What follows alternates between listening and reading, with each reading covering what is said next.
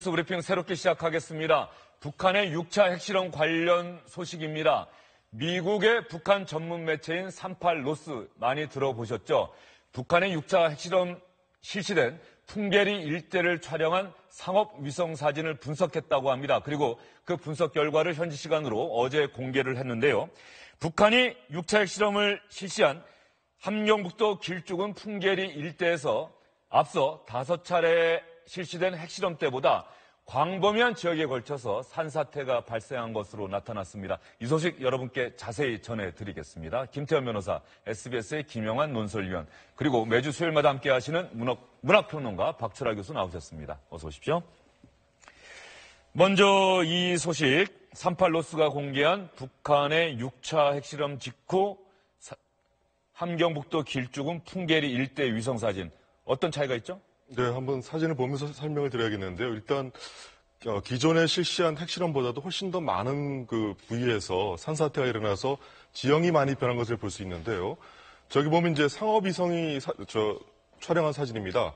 왼쪽에 있는 것이 9월 3일에 이제 핵실험이 있었으니까 핵실험 이틀 전의 사진이고, 오른쪽이 핵실험 하루 뒤인 사진입니다.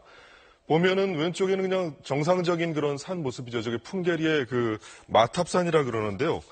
2200m, 만탑산인데 2200m 고지에 상당히 그 견고한 화강암으로 되어 있는 산입니다. 보면 정상적으로 뭐 골짜기가 있고, 그리고 또 나무들이 자라고 있는 모습 볼 수 있는데, 핵실험 이후에 상당 부분에 산사태가 있어가지고 지금 흙더미가 흑색으로 보이는 부분이 많이 있죠. 저게 이제 상당히 광범위하게, 이게 상당히 큰 산인데도 불구하고 여러 곳에서 이렇게 무너져 있는 모습을 또 볼 수 있습니다. 일단 색깔이 다르네요. 그렇죠. 이건 또 다른 각도에서 찍은 사진인데, 역시 골짜기가 있고 정상적인 그런 산 모습에서 오른쪽 보면은 뭐 산사태가 일어나서 많은 부분이 지금 흙무덤 또는 뭐 자갈밭으로 보이는 그런 사진이 있습니다. 또 하나 더 볼까요? 이건 또 다른 각도인데요. 보면은 이 만탑산이 상당히 높은 산인 것을 이제 알 수가 있습니다. 여기 보면은 그 왼쪽에는 또 여러 산사태 때문에 그 토사가 흘러내린 그런 흔적들 이렇게 보이는데, 그러니까 앞서 사진처럼 위에서 찍은 사진, 뭐 여러 각도로 찍은 사진에서 다 같이 상당히 넓은 지역에서 광범위한 산사태가 벌어져 있음을 확인할 수가 있습니다. 지금 마지막 사진은 상당히 특이합니다. 위성으로 찍었는데 마치 사진이 아래에서 사진 각도가 좀 위쪽으로 그렇죠. 찍은 것처럼 나왔는데, 어쨌든 간에 저 하얗게 보이는 부분이나 이런 부분들이 뭐 토사가 쓸려 내려가는 흔적으로 보인다, 이런 말씀이신가요? 네, 그렇습니다. 산사태로 인한. 그런데 흔적이죠. 산 위쪽의 색깔도 다르고, 그렇게 또 왼쪽보다는 오른쪽에 이른바 황토처럼 보이는 그런 부분들이 많이 늘어난 것도 좀 특이합니다. 그렇습니다. 그러니까 이 산사태라는 것이 산 정상부터 뭐 골짜기, 산 자락까지 광범위한 그런 지역에 걸쳐가지고 일어났다는 것을 확인할 수가 있는 거죠. 국가정보원이 국회에 나와서 북한의 6차 핵실험과 관련한 정보를 보고하면서 북한의 1, 2번 갱도가 무너졌을 수도 있다, 이렇게 보고를 했는데, 그렇습니다. 38로스가 위성사진 촬영하고 분석하고 국정원의 분석 결과와는 다른 얘기를 또 했다고 하는데 어떤 얘기입니까? 네, 그러니까 국정원 분석 결과는 이제 지난번에 국회 정보위원회에서 얘기한 건데, 북한의 이제 풍계리에는 4개의 갱도가 있다는 거죠. 그래서 1번, 2번 갱도인데, 1번 갱도는 지난번 1차 핵실험 때 이미 무너져서 폐쇄가 됐고, 2번 갱도가 이번 그 6차 핵실험 때 무너졌을 가능성이 있다, 이렇게 국정원이 얘기했고요.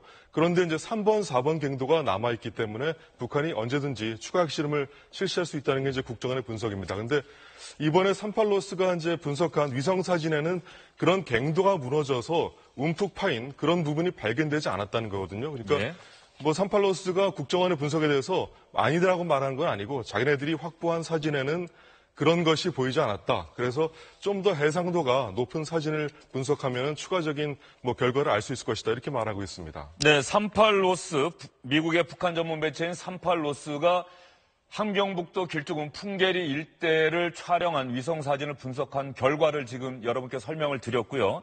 김태현 변호사도 뭐 이 북한 문제 전문가는 아니지만 관련한 소식을 뉴스를 통해서 접했을 텐데, 중국 쪽에서도 비슷한 얘기가 지금 나왔다고요? 그렇죠. 이제 2차 지진으로 인해서 집안이 함몰된 것, 그런 얘기를 이제 중국 연구진들이 얘기를 했는데, 일단 당시에 1차 지진은 5.7의 인공 지진이 있지 않았습니까? 근데 그로부터 한 8분 정도 지나고 진도 4.4 규모의 이제 2차 지진이 있었다라는 보도가 있었습니다. 결국 이제 저게 무엇이냐라는 건데 중국 연구팀이 뭐라고 이걸 얘기를 했냐면 결국 이게 2차 지진이 집안이 붕괴하는 것 아니냐. 그 풍계리 주변, 갱도 주변에요.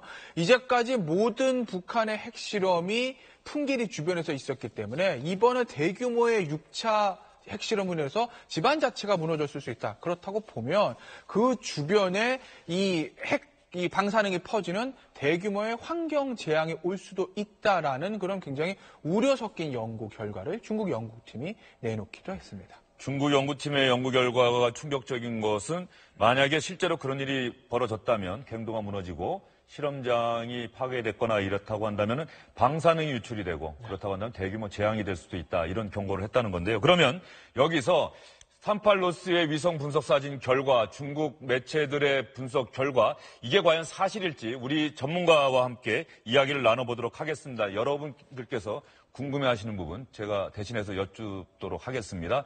연세대학교 지구시스템과학과 홍태경 교수님 전화로 연결되어 있습니다. 홍태경 교수님. 예, 안녕하세요. 예, 안녕하세요. 먼저 38로스가 위성사진 분석한 결과 교수님께서도 언론 보도를 통해서 보셨을 것 같은데 교수님은 어떻게 보셨습니까? 예, 38로스에서 나온 사진들을 봤고요. 그 산사태라고 추정되는 다양한 사진들을 보았습니다.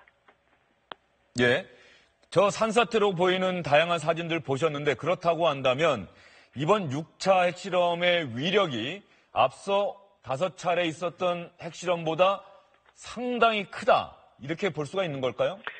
일단은 핵실험 할 때마다 땅이 많이 흔들리기 때문에요. 이건 자연지진과 마찬가지로 많은 땅의 흔들림을 동반하기 때문에 산사태가 발생하는 건 너무 당연한 현상이거든요. 예. 그리고 이 6차 핵실험 이전에도 소규모긴 하지만 여러 차례의 그 산사태가 있었을 거라고 추정이 되고요. 그런데 이번 6차 핵실험은 뭐 그 이전보다 훨씬 컸고 우리나라에서는 규모 5.7, 그다음에 USG에서는 규모 6.3 이 정도 되는데 예. 이 계곡을 따라서 흘러내린 산사태 양을 보면은 사실 그 양이 그렇게 많아 보이진 않거든요. 그런데 이제 우리가 지금 인공지진 이후에 핵실험 이후에 관측되는 이른바 함몰 지진이라고 지금 사람들이 일컫고 있는 이 규모가 규모 4.3 혹은 4.6이라고 얘기를 하고 있는데, 그렇죠. 예, 그 지진 규모를 봤을 때는 이 산사태 양이 그리 많아 보이진 않아요. 이 규모 4점대가 되려면은 굉장히 많은 랜드슬라이드 산사태 흙을 동반해야 되는데, 계곡을 약간 메우는 정도여가지고, 이게 과연 그것인지는 현재로서는 약간 좀 의구심이 가는 상황입니다. 홍태경 교수님 보시기에는 함몰 지진으로 보기에는 산사태 규모가 작아 보인다. 이런 네, 말씀이신가요? 이른바 함몰 지진이라고 하는 것들은요. 예. 원래 어떻게 관측이 되냐면 폭발을 하고 나면 폭발한 곳에 폭발 원점에 공국이 생기고 그 공국의 최상단 부분이 내려앉는 현상이거든요. 쉽게 얘기하면 이제 무너져 내리는 건데 이게 지표하고 폭발 원점이 지표하고 가깝게 되면은 지표에서는 거대한 크레이터 같은 게 만들어지게 됩니다.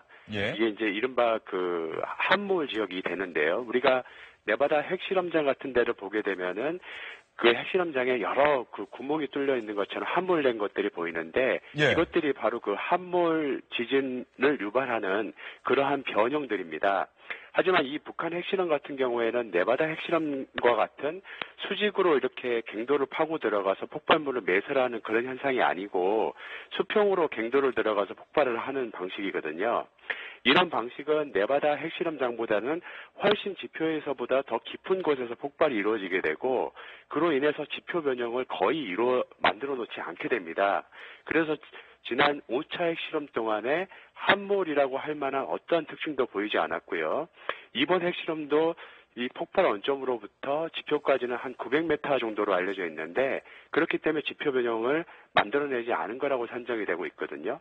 그래서 함몰 지진이라고 하는 어떤 특징도 아직은 보이고 있지 않은데 다만 산사태라고 하는 것들이 지금 관측이 되고 있고 이 규모 4.3 지진이 혹시 산사태하고 연관돼 있을지 모르지만 그래도 역시 이 규모 양이 별로 크지 않기 때문에 역시 산사태와 규모 4.3 지진을 연결시키는 것은 아직까지는 좀 어려워 보인다라는 게 제 생각입니다. 예, 교수님 말씀 이해가 잘 됐습니다. 함몰 지진 자체가 뭐 없었다 이런 말씀이 아니라 이 산사태를 함몰 지진과 연관 짓는 것은 아직 무리가 있어 보인다. 이런 말씀이신 거죠? 예. 예. 그러면 이번에는 예. 중국 쪽에서 나온 얘기 좀 여쭙겠습니다. 중국 과학기술대학의 원렌신 교수 연구팀이 풍계리 핵실험장 붕괴됐을 가능성이 있다. 갱도가. 그러면 방사능이 대량으로 유출될 수도 있다. 이게 환경재앙으로 이어질 수도 있다. 이런 경고 내놨는데 그 가능성 어떻게 보십니까? 예, 이 갱도가 무너지고 만약에 그 산 표면으로 이 갱도가 드러나게 된다면 당연히 방사능 오염이 예상이 될 것입니다. 하지만 역시 제가 아까도 말씀드렸지만 함몰 지진이 갱도 붕괴하고 연결시키기에는 아직까지 이것도 어려운데요. 왜냐하면 일반적으로 갱도 붕괴 자체가 규모 4.3 지진에 해당하는 에너지를 내기는 되게 어렵습니다. 만약에 갱도 붕괴로 정말 규모 4.3에 해당하는 함몰 지진이라고 하는 것들을 만들어냈다면 굉장히 넓은 광역화된 지역에 이 갱도들이 무너져 내려야 되거든요. 그러기에는 그 지표에서 나타난 특징들이 많지 않기 때문에 역시 갱도 붕괴에 의해서 만들어진 지진도 아니라고 생각이 되는 겁니다. 그래서 사실 핵실험을 하고 나면 여러 2차적인 효과들이 있는데 지금 제가 자세하게 말씀드리기는 어렵지만 다른 효과에 의해서도 이렇게 규모 4.3에 해당하는 지진을 만들어낼 수 있거든요. 예. 그래서 아직까지는 섣부르게 이게 갱도 붕괴로 연결이 됐다 혹은 방사능이 누출됐다라고 단정하기에는 여러 가지 상황들과 관측 결과가 일치하지 않는 점들이 있습니다. 마지막으로 말이죠. 이번 6차 핵실험의 위력이 커서 한 200km 이상 정도 떨어진 중국 옌지 쪽에서도 진동을 느꼈다. 전등이 흔들렸다 이런 얘기가 나왔는데 말이죠. 네. 백두산이 한 100km 정도 떨어져 있는 것 같습니다. 백두산의 영향은 없었을까요? 예, 제가 작년 연초에 발표한 논문도 있는데요. 북한에서 핵실험을 크게 하게 되는 경우 백두산 하부에 마그마 방이 존재하고 마그마 방이 꽉 차 있는 경우에는 이 규모 7 정도 되는 핵실험에 의해서 충분히 압력이 가해져서 분화로 연결될 수 있다라는 논문을 발표한 바가 있고요. 예. 근데 당시 제가 규모 7이라고 이 표준값으로 제시를 한 거는 규모 꼭 7이 돼야지 폭발한다는 건 아니고 규모 7보다 못 미치더라도 이 압력이 충분한 상태에 이르게 되면 폭발할 수 있다는 얘기가 되겠습니다. 또 반대로 만약에 마그마 방이 꽉 차 있지 않는 상태라면 규모 7이 넘는다 하더라도 분화로 연결되지 않게 되는 거거든요.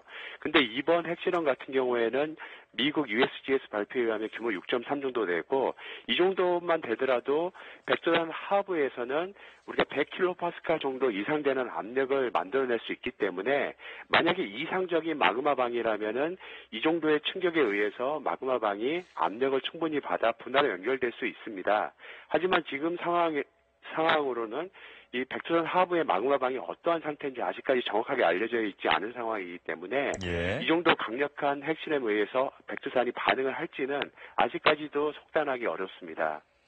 백두산에 미칠 영향, 지금으로서는 백두산 밑바닥의 마그마양이 어느 정도인지 알 수가 없기 때문에 속단할 수 없다. 이런 말씀이신 거죠? 네, 그렇습니다. 예, 홍태균 교수님 오늘 자세한 설명 감사드립니다. 네, 감사합니다. 전문가이신 연세대학교 홍태균 교수와 이야기 나눠봤습니다. 시청자 여러분들 이해하시는데 도움이 됐으면 합니다. 저희는 다음 얘기로 넘어가 보도록 할까요? 북한의 6차 핵실험이 끝나고 문재인 대통령 우리 정부 긴박하게 움직였습니다. 트럼프 미국 대통령과 전화통화했는데 청와대와 백악관에서 브리핑이 다르게 나온 결정적인 부분이 하나 있죠. 예, 그렇습니다. 수십억 달러의 미국산 예. 군사장비 한국에 판매하는 거 승인했다. 그렇습니다. 그러니까 이번에도 또 다르게 나왔는데요. 우리 정부는 이제 그젯밤에 한미 정상통화하고 나서 이번에 미사일 지침을 개정해서 우리 탄도 중량 제한을 없애기로 합의했다. 이것에 이제 중점을 둬서 발표를 했는데 백악관에서 보도자료를 내가지고 이번에 수십억 달러, 그러니까 수조 원에 걸치는 무기를 판매하는 것을 승인했다. 이렇게 발표를 한 것입니다. 예. 이 내용을 이제 보면요. 일단 이 백악관의 그 발표인데 일단 우리 정부에서 발표한 대로 미사일 탄도 중량 제한 해달라는 한국의 구상을 원칙적으로 승인했다. 이제 청와대 브리핑을 백악관도 똑같이 브리핑한 그렇죠. 거죠. 이 저거는. 부분은 이제 공통된 겁니다. 예. 승인했다고 표현했고 그러면서 이 수조 원대, 수십억 달러의 무기 군사 장비 구입 역시 개념적 승인을 했다 이렇게 밝혀있는데 여기서 개념적 승인이라는 말이 전문가들도 모르는 용어입니다. 그래서 거의 쓰이지 않는 용어인데 오른쪽에 괄호친 거 사전 승인이라고 한 것은 이제 우리 쪽의 해석입니다. 예. 미국 원문에는 없는 것이고요. 그러니까 저 의미는 그러니까 미국에서 무기를 판매하려고 하면은 의회의 승인이 있어야 되거든요. 그러니까 의회의 승인을 남겨놓은 상태에서 대통령이 사전 승인했다는 의미로 그렇게 개념적 승인이라는 말을 쓰지 않았나 이렇게 해석을 하고 있습니다.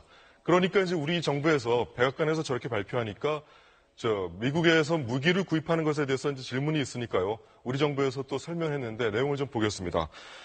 박수현 대변인이 한미 정상 통화에서 무기 구입 관련 대화는 없었다 이렇게 부인을 했고요. 그러면서 양 정상이 그간의 그 협의 과정에서 한국군의 삼축 체계, 조기 구축 등 국방력 강화가 기묘하다는데 인식을 같이 했고 그래서 미국이 한국에 대해서 필요한 첨단 무기 또는 기술 도입을 지원하는 것과 관련한 협의를 진행시켜 나간다는 원칙에 합의했다 이렇게 설명했습니다. 그러니까 이것을 이제 저렇게 원칙에 합의했다, 그 기술 도입 무기 관련 협의를 진행시켜 나가기로 했다는 것을 미국에서는 사전 개념적 승인했다 이렇게 표현한 것으로 이렇게 해석이 되는데 한편에서 보면요, 그동안 한미 간에 미사일 지침 개정이 있을 때마다 한국에서 미국의 무기를 도입한 그런 전례가 있습니다. 그래서 혹시 양국 간에 이번에 미사일 지침 개정 합의와 함께 뭔가 무기 구입 관련된 논의가 있지 않았느냐, 뭐 이런 생각이 들고 그것을 미국에서 그냥 먼저 발표해버린 게 아니냐, 이런 의구심도 드는 그런 대목입니다. 어쨌든 간에 청와대는 양국 정상과의 통화에서 미국 백악관이 브리핑한 무기 판매를 사전 승인했다 이런 얘기는 전혀 없었다라고 브리핑을 했는데 백악관에서는 그 내용을 담은 보도자료를 내놓았다. 우리 국민들은 과연 어느 쪽 브리핑 믿어야 할까요? 청와대 브리핑 물론 당연히 믿어야 될 것 같은데 이렇게 다른 내용의 얘기가 나오면 우리 국민들 헷갈릴 수밖에 없습니다. 여기서 한 가지 더, 트럼프 대통령이 한국에서 논란이 되고 있는 상황을 충분히 알 수 있었던 어젯밤 늦게 자신의 트위터에다가 또 글을 올렸다는 겁니다. 나는 한국과 일본이 미국으로부터 첨단 군사 장비를 대량 구매할 수 있도록 허용할 것이다. 이 얘기, 김영환 논설위원회 이야기와 맞물려서 이 얘기를 왜 트럼프 대통령이 또 했는지 이 부분도 또 반드시 우리 정부에서 좀 자세하게 설명을 좀 했으면 하는 생각이 듭니다. 저렇게 중요한 얘기를 갖다 트럼프 대통령이 트위터에다가 마구 날린다는 것 자체는 굉장히 무례한 것이고요. 상당히 잘못된 것이라 할 수 있겠죠. 물론 진실이 어떤 것인지에 대해서는 좀 더 규명을 해봐야 될 것입니다. 그렇죠. 만약에 그렇다고 한다면 우리 정부에서 유감을 표명해야 되는 건 아닙니까? 그렇죠? 외교부에서라도 그렇죠. 청와대에서라도 유감을 표명해야 되는 부분인 것 같은데. 그렇습니다. 청와대에서 당연히. 근데 지금 그런 사실이 없었다는 것을 부인한 것만 해도 일종의 유감 표명이라고 볼 수 있는 것이고요. 언론이라든가 제3의 어떤 평론가들이 충분히 저기에 대해서 유감 표명할 수 있겠죠. 잘못된 것이라고 지적할 수 있을 것 같습니다. 이런 경우에 말이죠. 박철하 교수님은 이 분야의 전문가는 아니시지만 대한민국 국민의 한 사람으로서 청와대와 백악관 브리핑이 다르게 나온다. 그리고 백악관에 먼저 이렇게 얘기가 나오니까 청와대가 나중에 사실은 그런 일은 없었는데 이런 취지로 우리는 해석이 된다. 이렇게 브리핑을 하면 박철하 교수님은 어떻게 받아들이십니까?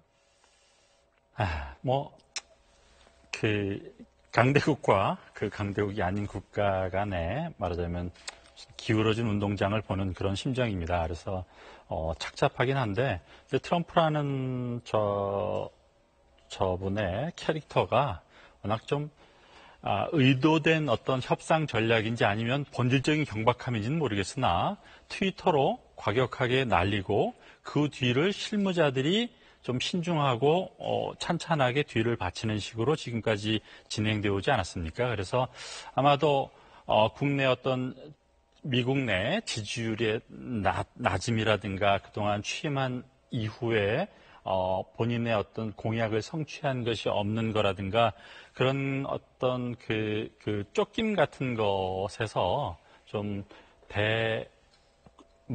미국 대내적으로 자신의 지지자와 국민들에게 내가 이렇게 비즈니스에서 그 성과를 거두고 있다는 것을 보여주려는 조급증일 수도 있겠다. 그런데 어쨌든 좀 전에 말씀하셨듯이 우리 정부로서는 저 말에 끌려가기보다는 그때 정확한 정보와 함께 그 그 원칙을 밝힘으로써 저 협상에 저런 어떤 일처리 방식에 말려들지 않는 좀 노회함을 보여줘야 할 것 같습니다.